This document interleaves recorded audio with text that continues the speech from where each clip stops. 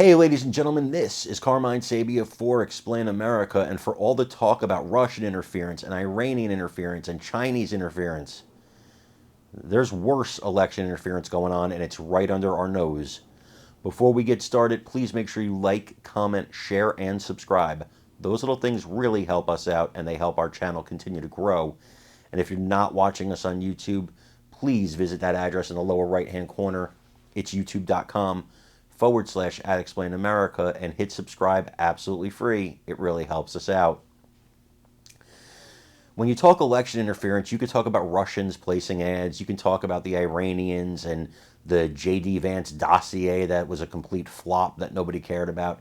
You could talk about all those things, and they're important.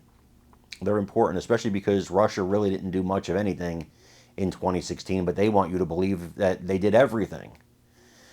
And, you know, I find it ironic that the Department of Justice has all these rules and all these regulations to stop election interference. And those are good rules because there shouldn't be election interference. But they also have another rule, and it's to not do anything regarding one of the presidential candidates right before an election. Well, they broke that rule. Jack Smith broke that rule when he released information on former President Donald Trump's case to the public, because Jack Smith in reality wants to try this case in the court of public opinion. He knows that what he wrote there is going to get played on all the news shows and the late night talk shows, and that's exactly what he wants. I don't believe for 1 second Jack Smith gives a damn about justice. He cares about keeping Donald Trump out of the White House. That's his job. He's a pit bull. That's the job he was given, and here we are. I think he's a disgusting, vile, political beast. And I want Trump to get elected just to fire him, because he doesn't deserve the position he has. Special counsel. He's an attack dog. He's an attack dog for Joe Biden and Kamala Harris, and everybody knows it. I want you to watch this video on it and let me know what you think in the comments. Thank you, Nate. Live from Tel Aviv. Thank you, sir. Meanwhile, back here in the United States, new court filings unsealed yesterday in special counsel Jack Smith's investigation into President Donald Trump. But the former president is calling out the DOJ's timing, posting, quote, "For 60 days prior to an election, the Department of Injustice is supposed to do absolutely nothing that would taint or interfere with a case.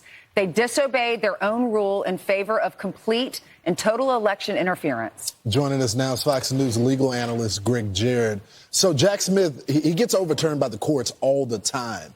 And I just get an impression, Greg, that he's trying to litigate this case before the public and not before the courts.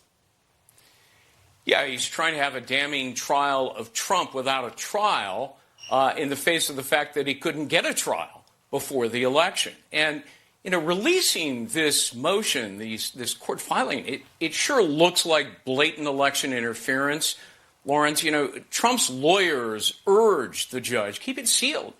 It'll impact the election. The judge did it anyway with almost no discussion, and there's no good reason to make it public. It's premature. There isn't even a trial date. So I think this was done knowing full well media and Democrats would seize on provocative details, publicize it to affect voters and damage Trump. And sure enough, as I looked at television, the internet, newspapers, that's what's happening.